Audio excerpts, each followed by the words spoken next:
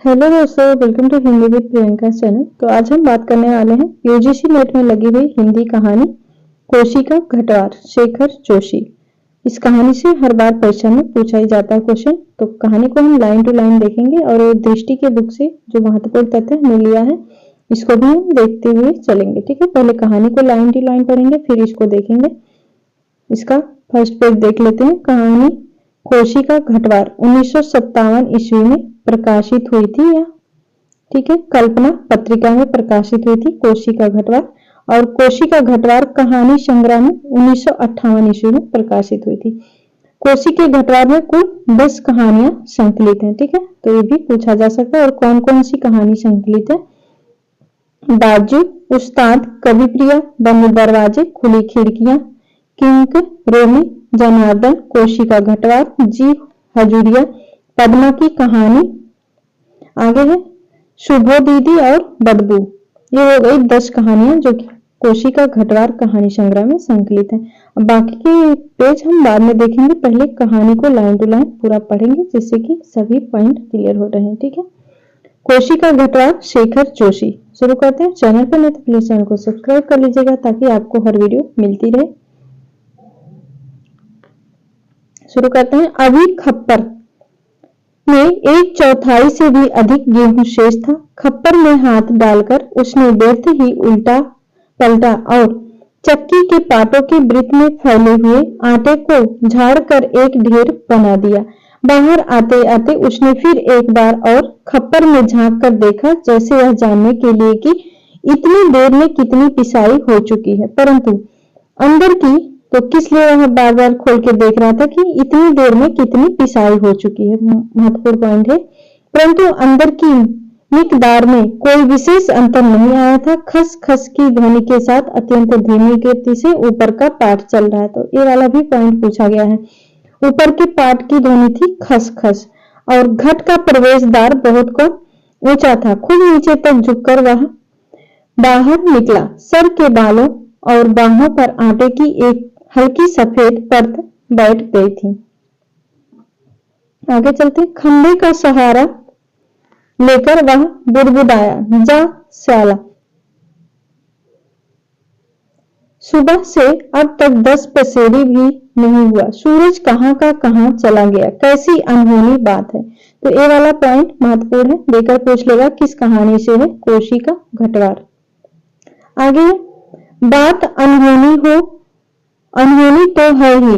जेठ बीत रहा है। कौन सा महीना? जेठ बीत रहा है। आकाश में कहीं बादलों का नाम निशान नहीं। अन्य वर्षों अब तक लोगों की धान रोपाई पूरी हो जाती थी, मतलब पिछले वर्ष में।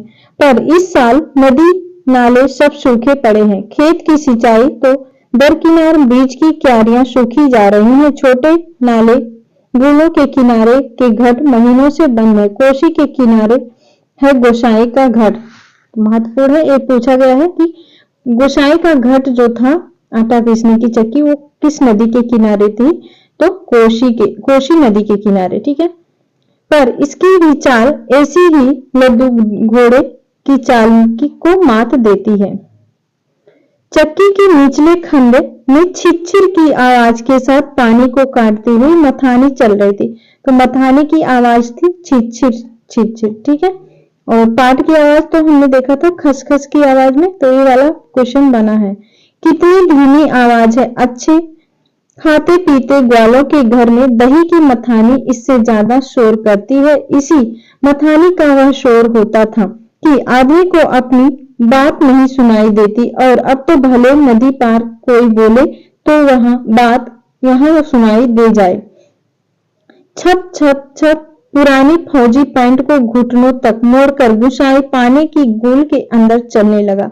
कहीं कोई सुराख निकास तो हो तो बंद कर दे, एक बूंद पानी भी बाहर न जाए। बूंद बूंद की कीमत है इन दिनों। प्रायः आधा फलांग चलकर वह बांध पर पहुंचा। नदी की पूरी चौड़ाई को घेरकर पानी का बहाव घट की गुल की ओर मोड़ दिया गया था। किनारे की मिट्टी घास लेकर उसने बांध में एक दो स्थान पर निकास बंद किया और फिर गुल के किनारे किनारे चलकर घट पर आ गया। अंदर जाकर उसने फिर पाटों के वृत्त में फैले हुए आटे को बुहाकर भेरी में मिला दिया। खप्पर में अभी थोड़ा बहुत गेहूं शेष था। वह उठकर बाहर आया। आगे दूर रास्ते पर एक आदमी सर पर पिशान रखे और उसकी ओर जा रहा था। गुसाई ने उसकी सुविधा का ख्याल कर वहीं से आवाज दे दी, हे हो, यहाँ नंबर देर आएगा, यानी नंबर देर आएगा। 2 दिन का पिसान अभी जमा है, ऊपर उमेद सिंह के घट में देख लो। उस व्यक्ति ने मुड़ने से पहले एक बार और प्रयत्न किया। खूब ऊंचे स्वर में पुकार कर वह बोला, जरूरी है जी, पहले हमारा नंबर नहीं लगा देंगे? गुसाई ओठों ही ओठों में मुस्कुराया। कैसे चीखता है, जैसे घट की आवाज इतनी हो कि मैं सुन ना सकूं। कुछ कम ऊंची आवाज में उसने हाथ हिलाकर उत्तर दे दिया, यहाँ जरूरी का भी बाप रखा है जी, तुम ऊपर चले जाओ। वह आदमी लौट गया। मोल की छांव में बैठकर गुसाई ने लकड़ी के जलते कुंडे को खोदकर चिलम सुलगाई और गुड़ गुड़ करता धुआं उड़ाता रहा। आगे खस्सर खस्सर चक्की का पाट चल रहा था। किट किट किट खप्पर से दाने गिराने वाली चिड़िया पाट पर टकरा रही थी। तो ये भी पूछा गया है। छिचिर छिचिर की आवाज के साथ मथानी पानी को काट रही थी और कहीं कोई आवाज नहीं। कोशी के बहाव में भी कोई ध्वनि नहीं। रेती पत्थरों के बीच में टकने टकने पत्थर भी अपना सर उठाए आकाश को निहार रहे थे। दोपहरी ढलने पर भी इतनी तेज धूप, कहीं चिड़ैया भी नहीं बोलती, किसी प्राणी का प्रिय अप्रिय स्वर नहीं। आगे सूखी नदी के किनारे बैठा गुसाई सोचने लगा, क्यों उस व्यक्ति को लौटा दिया? लौट तो वह जाता ही। घट के अंदर टच पड़े पिसान के थैलों को देखकर 2-4 क्षण की बातचीत का आसरा ही होता। कभी कभी गुसाई को यह अकेलापन काटने लगता है। सूखी नदी के किनारे का यह अकेलापन नहीं, जिंदगी भर साथ देने के लिए जो अकेलापन उसके द्वार पर धरना देकर बैठ गया है, वही जिसे अपना कह सके ऐसे किसी प्राणी का स्वर उसके लिए नहीं। पालतू कुत्ते बिल्ली का स्वर भी नहीं। क्या ठिकाना ऐसे मालिक का जिसका घर द्वार नहीं, बीवी बच्चे नहीं, खाने पीने का ठिकाना नहीं। आगे घुटनों तक उठी हुई पुरानी फौजी पैंट के मोड़ को गुसाई ने खोला।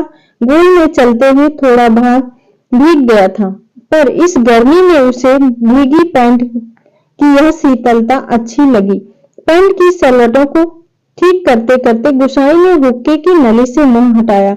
उसके होठों में बाएं कोने पर हल्की सी मुस्कान उभर आई। बीती बातों की याद गुसाई सोचने लगा, इसी पैंट की बदौलत यह अकेलापन उसे मिला है। नहीं, याद करने को मन नहीं करता। पुरानी बहुत पुरानी बातें वह भूल गया है, पर हवलदार साहब की पैंट की बात उसे नहीं भूलती। ऐसे ही फौजी पैंट पहनकर हवलदार धर्म सिंह आया था। कौन? हवलदार धर्म सिंह। लॉन्ड्री की धुली नोकदार क्रीच वाली पैंट, वैसे ही पैंट पहनने की महत्वाकांक्षा लेकर गुसाई फौज में गया था। किसको देखकर? धर्म सिंह को देखकर। पर फौज से लौटा तो पैंट के साथ साथ जिंदगी का अकेलापन भी उसके साथ आ गया। पैंट के साथ और भी कितनी स्मृतियां संबंध है। उस बार की छुट्टियों की बात है। कौन महीना? हाँ, बैसाख था। तो ये वाला पूछा गया, कौन से महीने में वो आया था? बैसाख। सर पर क्रॉस खुकरी के क्रेस्ट वाली काली किस्ती नुमा टोपी को तिरछा रखकर फौजी वर्दी वह पहली बार एनुअल लीव पर घर आया था। किस महीने? बैसाख में एनुअल लीव पर। तो चीड़ बन की आग की तरह खबर इधर उधर फैल गई थी। बच्चे बूढ़े सभी उससे मिलने आए थे। चाचा का गोट एकदम भर गया था। ठसाठस बिस्तर की नई एकदम साफ जगमग लाल नीली धारियों वाली दरी आंगन में बिछानी पड़ी थी लोगों को बिठाने के लिए। खूब याद है, आंगन का गोबर दरी में लग गया था। बच्चे बूढ़े सभी आए थे। सिर्फ चना गुड़ या हल्द्वानी के तंबाकू का लोभ ही नहीं था, कल के शर्मीले गुसाई को इस नए रूप में देखने का कौतूहल भी था। पर गुसाई की आंखें उस भीड़ में जिसे खोज रही थी वह वहां नहीं थी। तो किसकी बात कर रहे हैं? लक्ष्मा की बात। ठीक है, किसे खोज रहा था? लक्ष्मा को। आगे आएगी। नाला पार के अपने गांव से भैंस के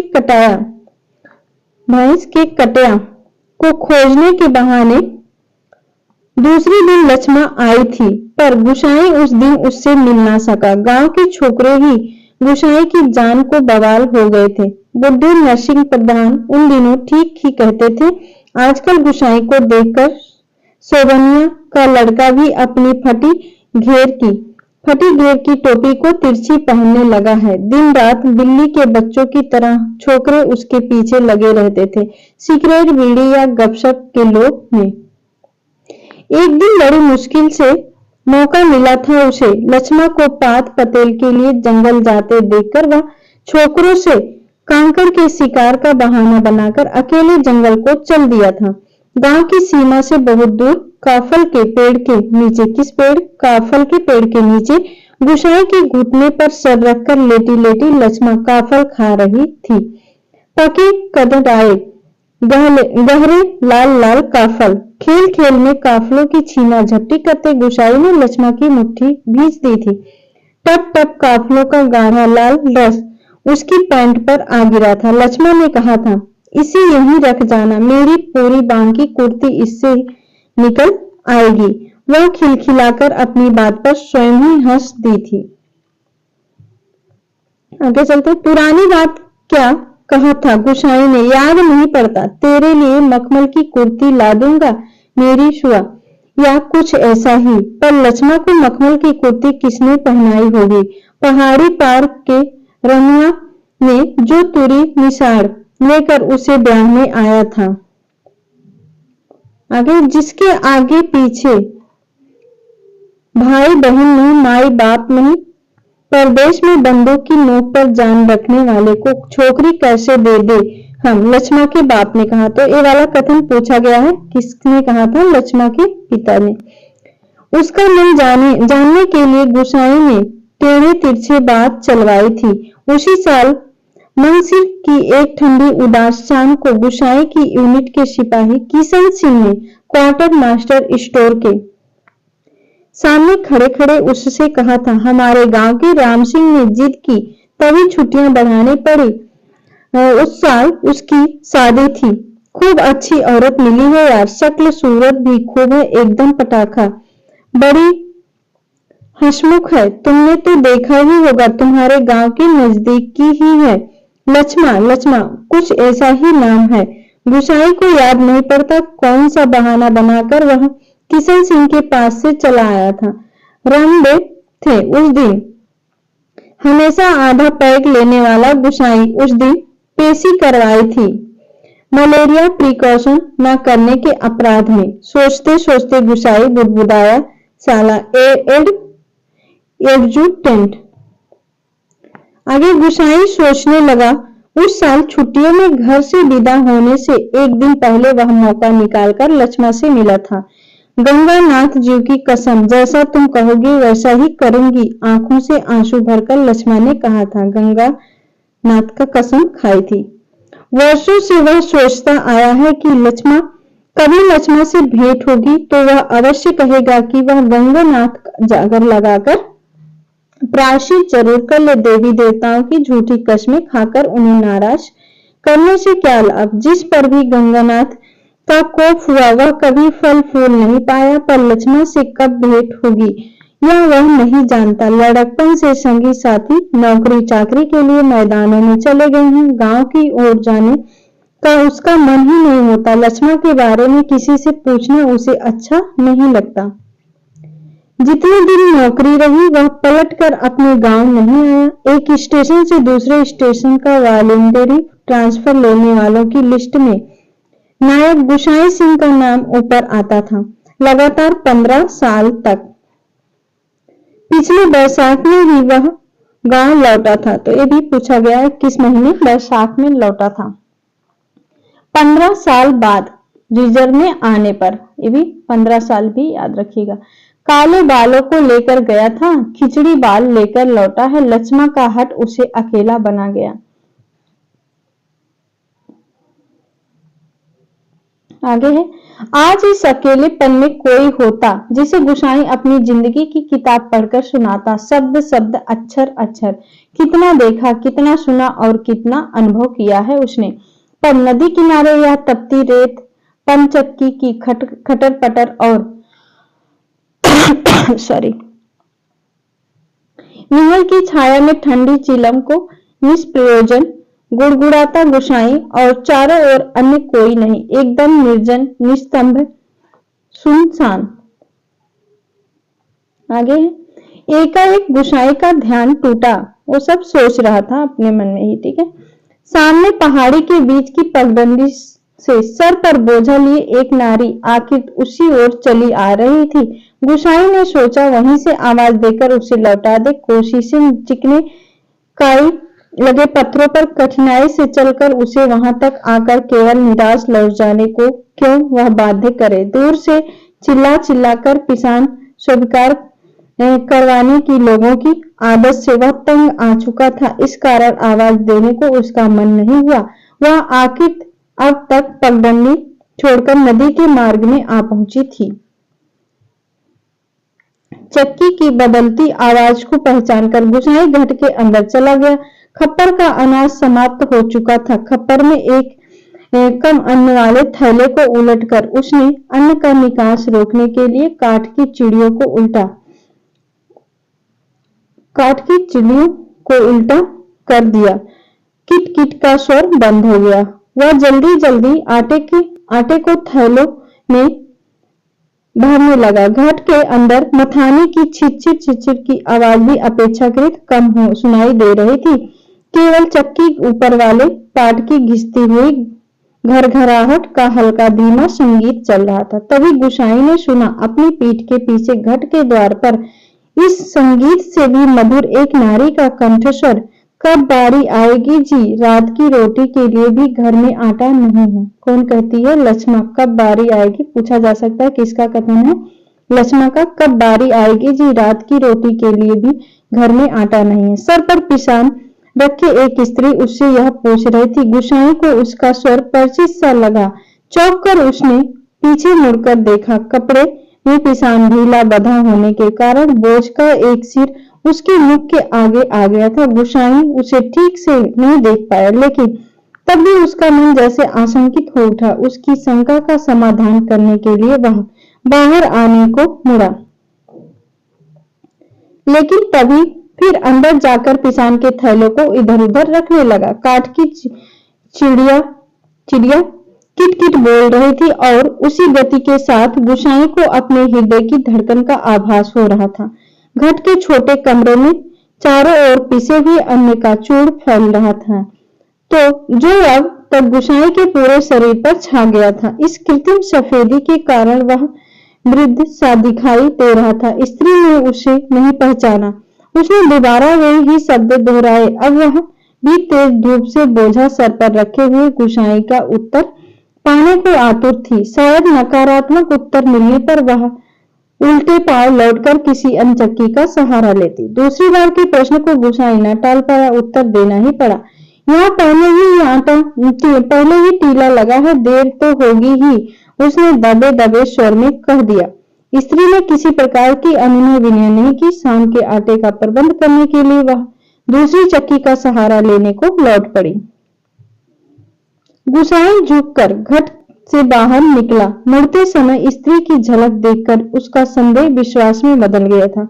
हताश सा वह कुछ क्षणों तक उसे जाते हुए देखता रहा और फिर अपने हाथों तथा सिर पर गिरे हुए आंटों को झाड़कर एक दो कदम आगे बढ़ा। उसके अंदर की किसी अज्ञात शक्ति ने जैसे उसे वापस जाते हुए उस स्त्री को बुलाने को बाध्य कर दिया। आवाज देकर उसे बुला लेने को उसने मुंह खोला, परंतु आवाज न दे सका। एक झिझक, एक असमर्थता थी जो उसका मुंह बंद कर रही थी। वह स्त्री नदी तक पहुंच चुकी थी। गुसाई के अंतर में तीव्र उथल पुथल मच गई।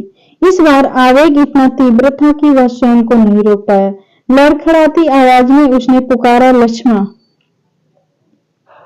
घबराहट के कारण वह पूरे जोर से आवाज नहीं दे पाया था। स्त्री ने यह आवाज नहीं सुनी। इस बार गोसाई ने स्वस्थ होकर पुनः पुकारा, लक्ष्मण। तेजी से उसको पुकारा।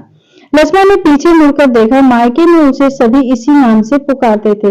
यह संबोधन उसके लिए स्वाभाविक था, परंतु उसे शंका शायद यह थी कि चक्की वाला एक बार पिशाच स्वीकार न करने पर भी दोबारा उसे बुला रहा है, या उसे केवल भ्रम हुआ है। उसने वहीं से पूछा, मुझे पुकार रहे हैं जी?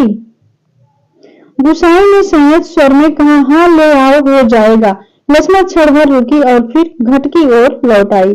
अचानक साक्षात्कार होने का मौका न देने की इच्छा से गोसाई व्यस्तता का प्रदर्शन करता हुआ महल की छाव में चला गया।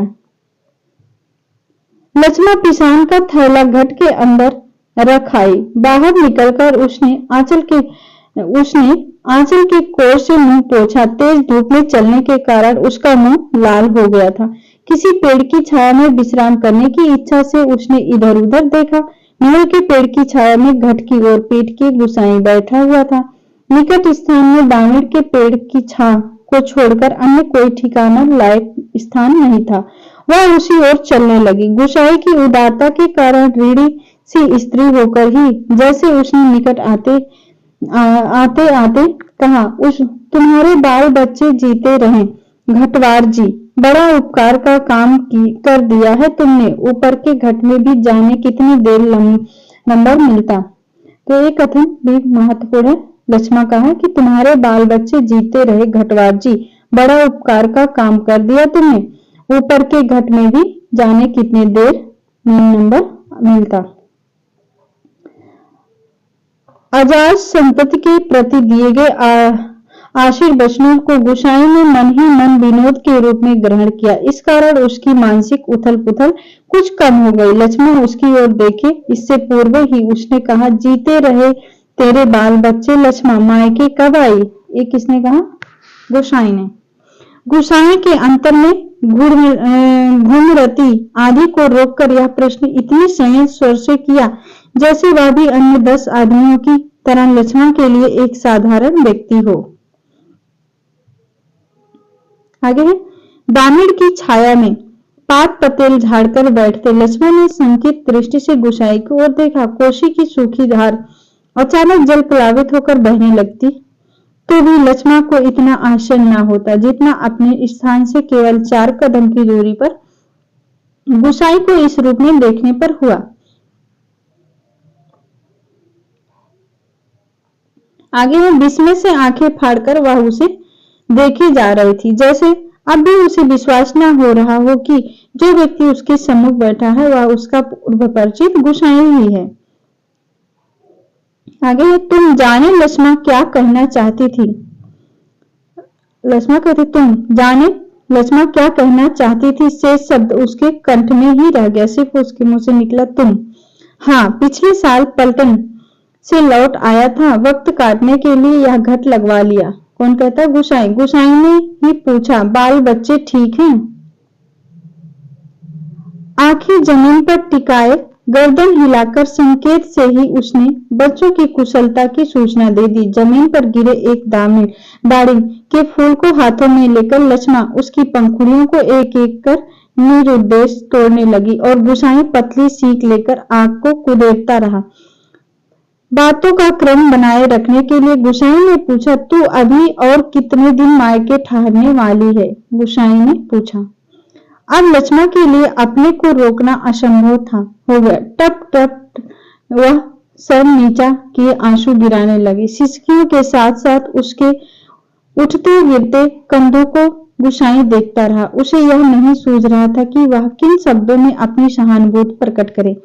इतनी देर बाद सहसा गोसाई का ध्यान लक्ष्मण के शरीर की ओर गया। उसके गले में चरेव का अर्थ पूछा गया, सुहाग का चिन्ह नहीं था। हतप्रभ सा गोसाई उसे देखता रहा। अपनी व्यवहारिक अज्ञानता पर उसे बेहद झुंझलाहट हो रही थी। आज अचानक लक्ष्मण से भेंट हो जाने पर वह उन सब बातों को भूल गया है जिन्हें वह कहना चाहता था। इन क्षणों में वह केवल मात्र श्रोता बनकर जानना चाहता है। गोसाई की सहानुभूति पूर्ण दृष्टि पाकर लक्ष्मण आंसू पोंछती हुई अपना दुखड़ा रोने लगी। कहती है जिसका भगवान नहीं होता। ये वाला कथन पूछा गया, मोस्ट इंपॉर्टेंट। लक्ष्मा का है जिसका भगवान नहीं होता उसका कोई नहीं होता। जेठ जेठानी से किसी तरह पिंड छुड़ाकर यहाँ माँ बाप की बीमारी में आई थी, वह भी मुझे छोड़कर चली गई। एक अभागा मुझे रोने को रह गया है, उसी के लिए जीना पड़ रहा है, नहीं तो पेट पर पत्थर बांधकर कहीं डूब मरती, जंजाल कटता। लक्ष्मा का कथन है यहाँ काका काकी के साथ रह रही हूँ, गुसाई ने पूछा। यहाँ काका काकी के साथ रह रही हो, गुसाई ने पूछा। आगे मुश्किल पड़ने पर कोई किसी का नहीं होता जी, बाबा की जायदाद पर उनकी आंखें लगी, सो ना जमा लूं, कहीं मैं जमा ना लूं। मैंने साफ साफ कह दिया मुझे किसी का कुछ लेना देना नहीं, जंगलात कर लीसा ढो ढो कर लूंगी, किसी की आंख का कांटा बनकर नहीं रहूंगी। गुसाई ने किसी प्रकार की मौखिक संवेदना नहीं प्रकट की, केवल सहानुभूति दृष्टि से उसे देखता भर रहा। दारिम के वृक्ष की पीठ टिकाकर लक्ष्मा घुटने मोड़कर बैठी थी। गुसाई सोचने लगा 15-16 साल किसी की जिंदगी में अंतर लाने के लिए कम नहीं होते। समय का यह अंतराल लक्ष्मा के चेहरे पर भी एक छाप छोड़ गया था, पर उसे लगा उस छाप के नीचे वह आज भी 15 वर्ष पहले की लक्ष्मा को देख रहा है। आगे कितनी तेज धूप है इस साल, कितनी तेज धूप है इस साल। लक्ष्मा का स्वर उसके कानों में पड़ा, प्रसंग बदलने के लिए ही, जैसे लक्ष्मा ने यह बात जानबूझकर कही हो। और अचानक उसका ध्यान उस ओर चला गया जहां लक्ष्मा बैठी थी।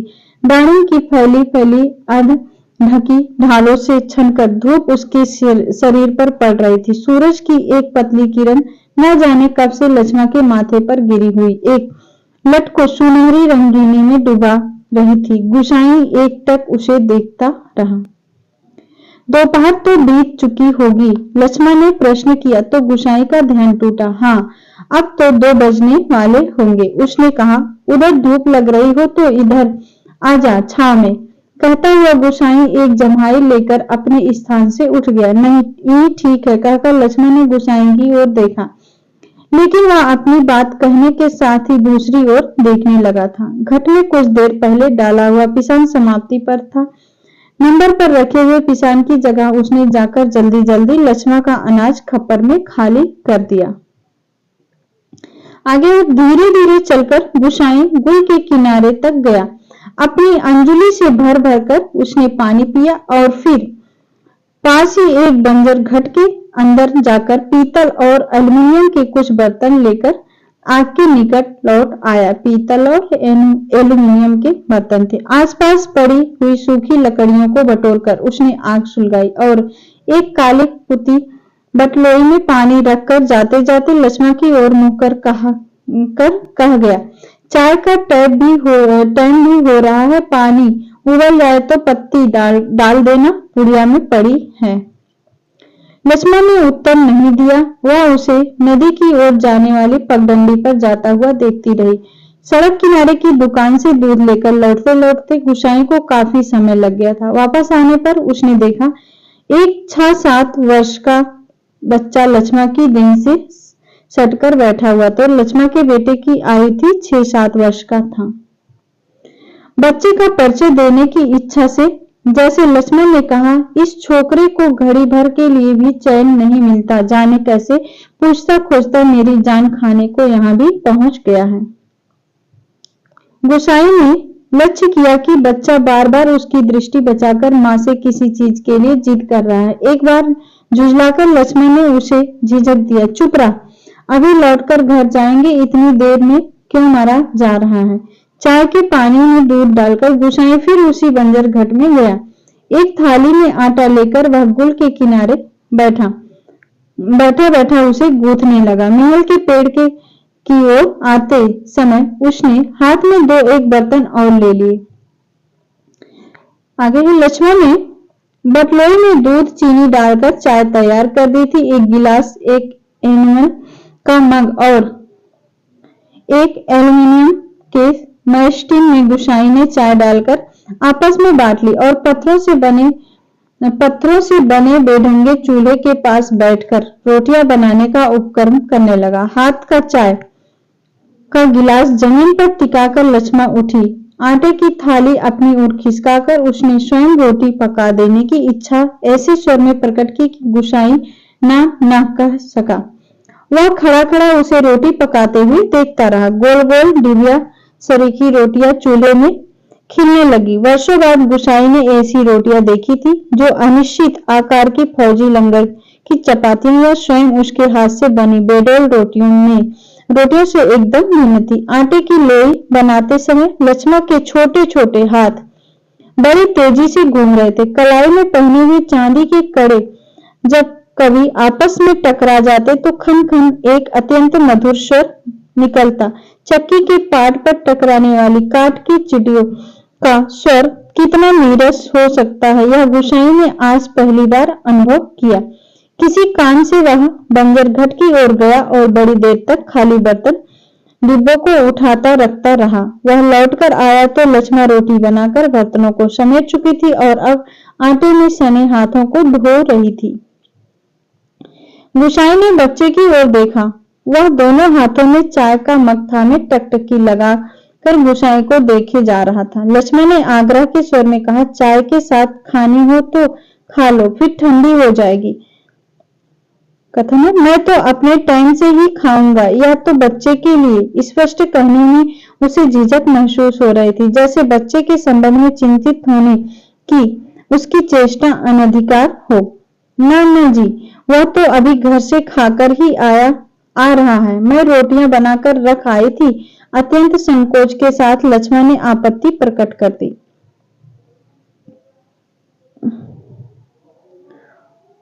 और यह ही कहती है, कहा रखी है रोटियां घर में। बच्चे ने रुआसी आवाज में वास्तविक व्यक्ति की बातें सुन रहा था और रोटियों को देखकर उसका संयम ढीला पड़ रहा था।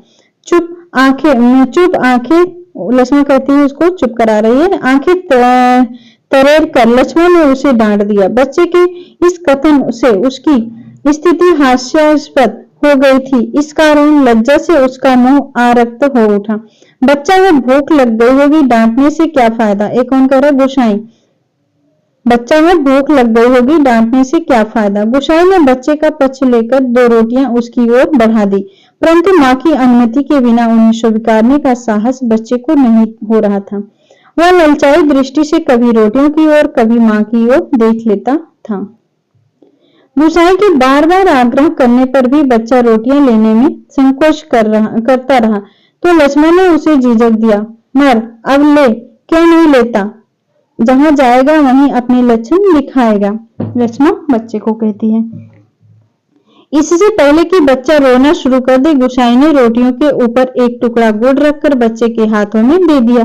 बड़ी बड़ी आंखों से इस अनोखे मित्र को देखकर बच्चा चुपचाप रोटी खाने लगा और गुसाई कौतुकपूर्ण दृष्टि से उसके हिलते हुए ओठों को देखता रहा। इस छोटे से प्रसंग के कारण वातावरण में एक तनाव सा आ गया था, जिसे गुसाई और लक्ष्मा दोनों ही अनुभव कर रहे थे। स्वयं भी एक रोटी को चाय में डुबाकर खाते खाते गुसाई ने जैसे इस तनाव को कम करने की कोशिश में ही मुस्कुराकर कहा, लोग ठीक कहते हैं कि औरत के हाथ की बनी रोटियों का स्वाद ही दूसरा होता है। तो ये भी पूछा गया, कथन है किसका है, गुसाई का है। लक्ष्मा ने करुण दृष्टि से उसकी ओर देखा। गुसाई हो कहकर खोखली हंसी हंस रहा था।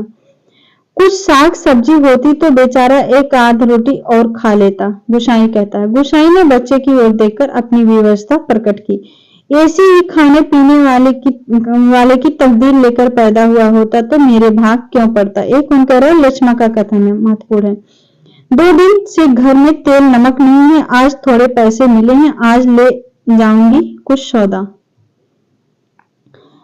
हाथ से अपनी जेब टटोलते हुए गुसाई ने संकोचपूर्ण स्वर में कहा, लक्ष्मा। लक्ष्मा ने जिज्ञासा से उसकी ओर देखा। गुसाई ने जेब से एक नोट निकालकर उसकी ओर बढ़ाते हुए कहा, ले, काम चलाने के लिए यह रख ले, मेरे पास अभी और हैं, परसों दफ्तर से मनी ऑर्डर आया था। नहीं जी, काम तो चल ही रहा है, मैं इस मतलब से थोड़ी कह रही थी, यह तो बात चली थी तो मैंने कहा। लक्ष्मा ने सहायता लेने से इनकार कर दिया। गोसाई को लक्ष्मण का व्यवहार अच्छा नहीं लगा। रूखी आवाज में वह बोला, दुख तकलीफ के वक्त ही आदमी के काम नहीं आया तो बेकार है। ये गोसाई का कथन है, महत्वपूर्ण है। कितना कमाया कितना फूका हमने इस जिंदगी में, है कोई हिसाब, पर क्या फायदा, किसी के काम नहीं आया।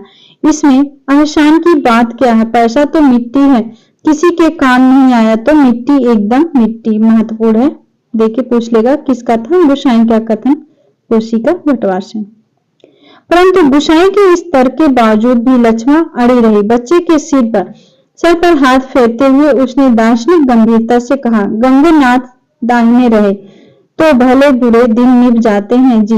पेट का क्या है, घट के खप्पर की तरह जितना डालो कम हो जाए। अपने पराये प्रेम से हंस बोल दे तो वह बहुत है दिन काटने के लिए। गोसाई का कथन है। गोसाई ने गौर से लक्ष्मण के मुख की ओर देखा। वर्षों पहले उठे हुए ज्वार और तूफान का वहां कोई शेष नहीं था। अब वह सागर जैसे सीमाओं में बांधकर शांत हो चुका था। रुपया लेने के लिए लक्ष्मण से अधिक आग्रह करने का उसका साहस नहीं हुआ, पर गहरे असंतोष के कारण बुझा सा वह धीमी चाल से चलकर वहां से हट गया। सहसा उसकी चाल तेज हो गई और घट के अंदर जाकर उसने एक बार शंकित दृष्टि से बाहर की ओर देखा। लक्ष्मण उस ओर पीठ किए बैठी थी। उसने जल्दी अपने निजी आटे की टीन से 2-2.5 सेर के करीब आटा निकालकर लक्ष्मण के आटे में मिला दिया। तो ये वाला भी पूछा गया है, लक्ष्मण के आटे में कितना आटा गोसाई ने मिला था, तो 2-2.5 सेर आटा मिलाया था अपने आटे में से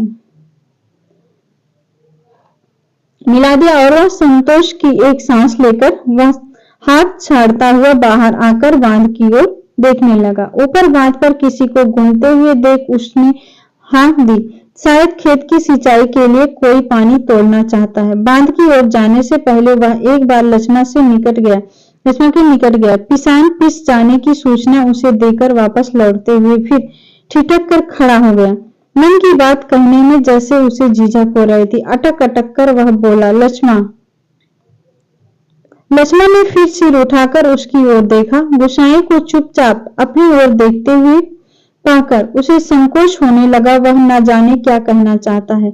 इस बात की आशंका से उसके मुंह का रंग अचानक फीका होने लगा, पर गोसाई ने झिझकते हुए केवल इतना ही कहा, कभी 4 पैसे जुड़ जाए तो गंगनाथ का जागर लगाकर भूल चूक की माफी मांग लेना।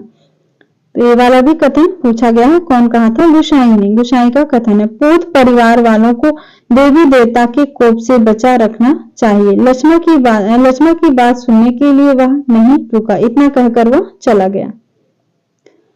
पानी तोड़ने वाले खेतिहर से झगड़ा निपटाकर कुछ देर बाद लौटते हुए उसने देखा, सामने वाले पहाड़ की पगडंडी पर सर पर आटा लिए लक्ष्मण अपने बच्चे के साथ धीरे धीरे चली जा रही थी। वह उन्हें पहाड़ी के मोड़ तक पहुंचने तक टकटकी बांधे देखता रहा।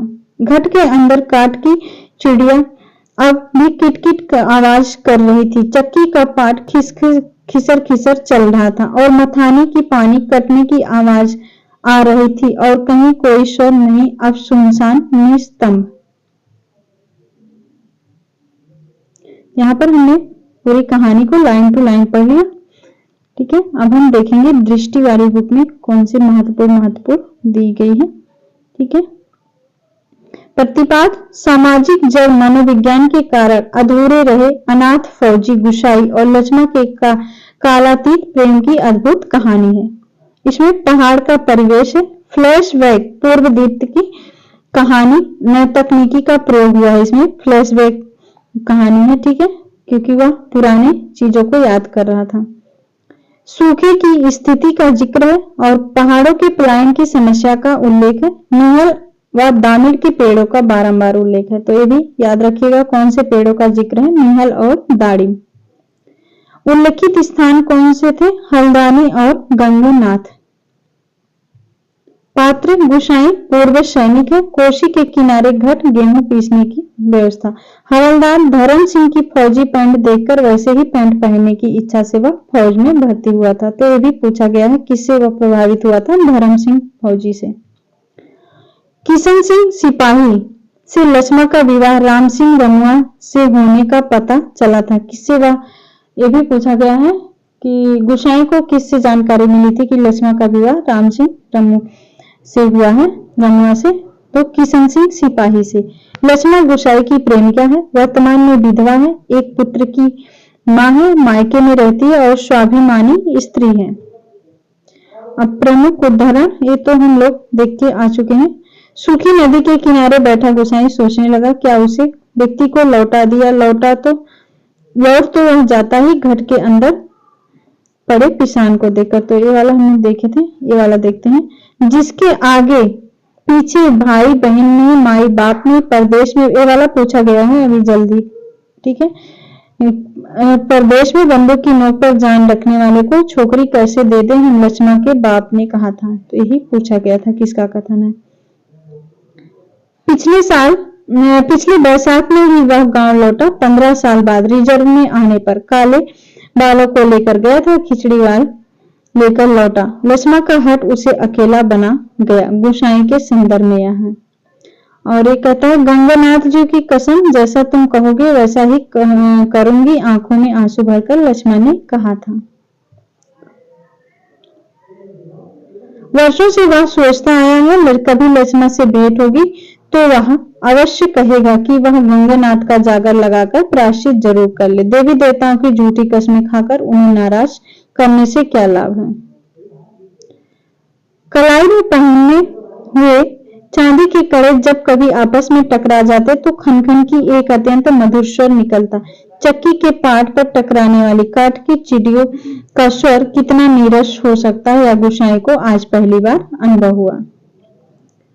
ये वाला महत्वपूर्ण है। गोसाई लक्ष्मण से कह रहा है कि दुख तकलीफ के वक्त ही आदमी के काम नहीं आया तो बेकार है। कितना कमाया कितना फूका, हमने इस जिंदगी में है कोई सा, पर क्या फायदा, किसी के काम नहीं आया।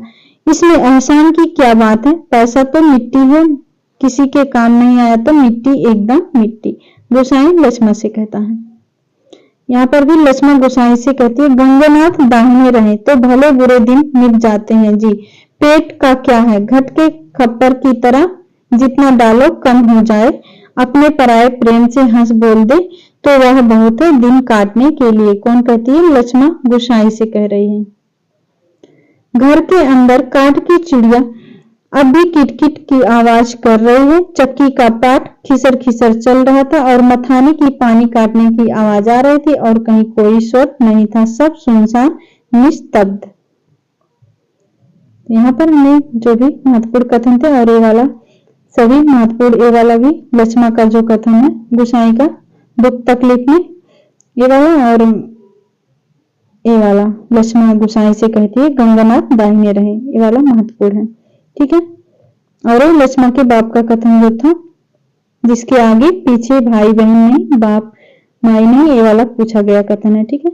उम्मीद है आपको यहाँ से काफी हेल्प मिलेगा और पूछा ही जाएगा हर साल कोसी के घटवार से 1-2 क्वेश्चन जरूर बनेगा, ठीक है।